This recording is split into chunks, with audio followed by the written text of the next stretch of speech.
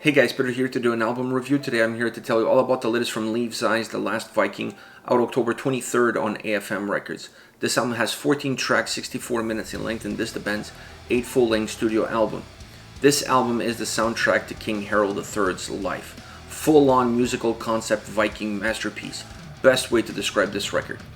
When I'm looking at an album like this, I always look at the structure first because I want the structure to meet two different criteria. I want it to be fluid, dynamic, interconnected, but at the same time give each and every single song its own individual fingerprint so they can bring the story that they're telling you to life within each and every single track. I felt that the structure on this album meets both criteria. The album is very fluid, very dynamic, very well interconnected, starting from the opening track, which is a great intro track. It really opens the doors to this story, or opens the pages of the book, with every single song being a chapter on that book. So you're fully engaged from the top all the way to the bottom. And every single song is very individual within itself, from the way it's put together, from the way the sound elements come across. So you're able to almost close your eyes and picture what's happening. Based on the lyrics and based on the sound, it becomes very visual. So I love that aspect of the overall structure of the album, and I love the fact that it meets these two very important criteria if you're talking about a concept record. From a sound perspective, this album is very rich. You have a lot of different elements. You have guitars, you have bass, you have drums, symphonic elements, medieval instruments. There's just a lot of stuff to digest as far as sound is concerned. So my concern to start off was that perhaps things would get a little bit muffled. Things would get lost within each other. It would be hard for them to keep all these elements going without one interfering with the other and overall interfering with the soundscape and atmosphere of the album. I'm really happy to say it's not the case. I almost felt like I was in the control room when they were recording the record, because this album is very well defined across all elements. You can hear the guitars perfectly, you can hear the drums, you can hear the bass, you can hear the symphonic elements, you can hear the medieval instruments, you can hear everything very clear. Everything is coming in its own lane, very well mixed.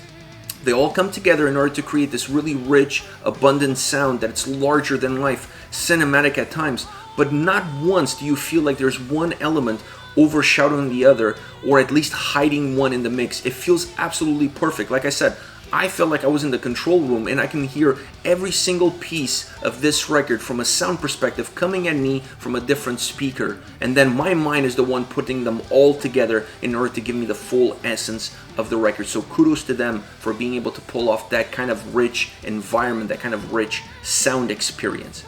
Now, if you go deeper into the sound, there's two things that I definitely have to mention.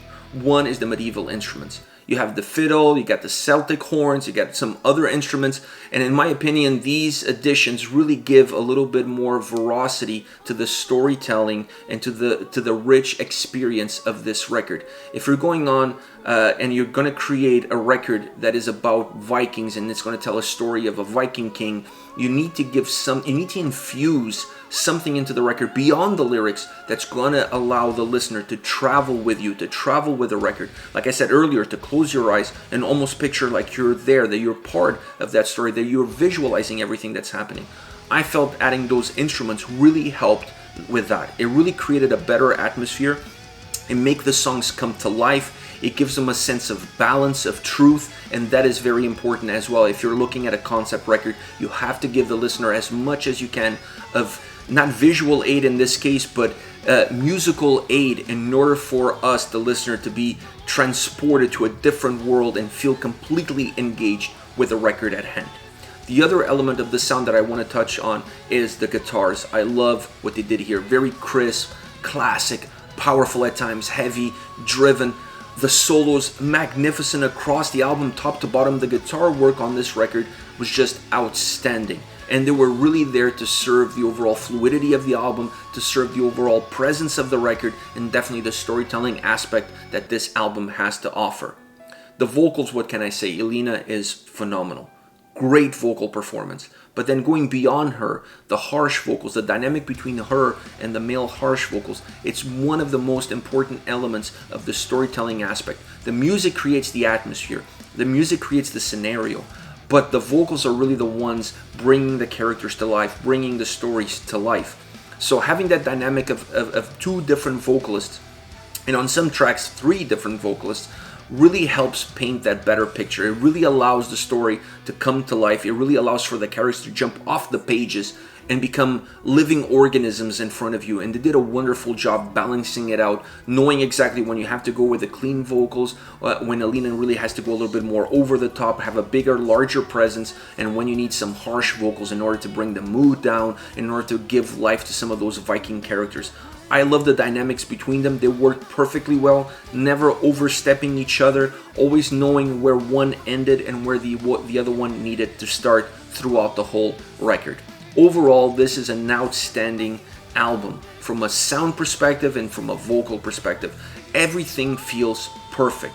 This is how I would expect Valhalla to sound when the doors open and you walk in. It just has a very cinematic, larger-than-life effect. And that to me is done because of how good the sound quality and how well recorded this album was and mixed.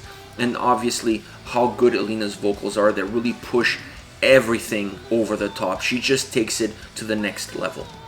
Now, as far as favorite tracks are concerned, this was not easy because this is an album that's really well balanced top to bottom and has incredible tracks. It's very hard to pick 3 favorite songs, but having said that, here they are. I want to start off with Black Butterfly.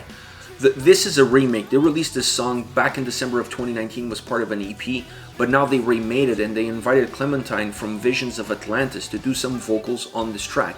Really changes the track completely. Now you have 3 sets of vocals on this song, and those 3 vocals are very different, they're very unique, and really allow the song to become a complete different track. It just has so much more life in it.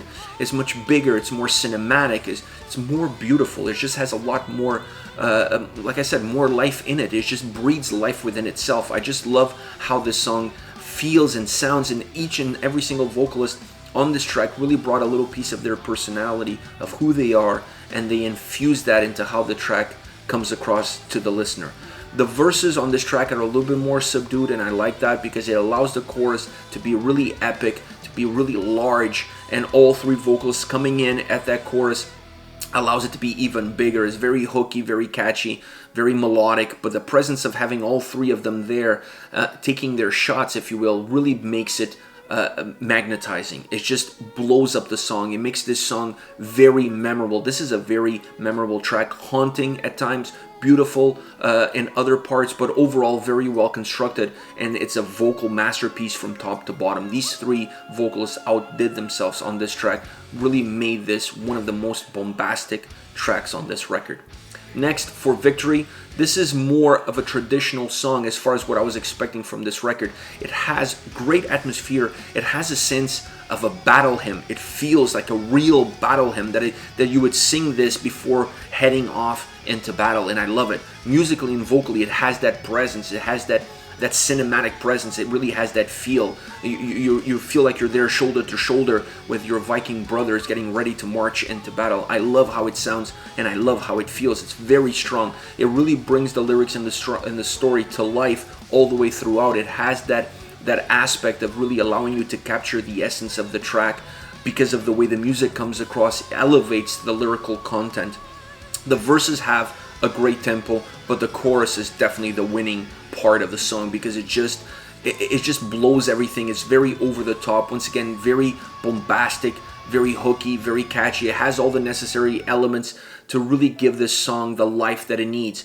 But when you look at the song overall, when you look at this track from an overall perspective, it's very seamless from the verses to the chorus. When you look at Black Butterfly, there's definitely a break. From when you go from the verses to the chorus, you could feel there's definitely a break there.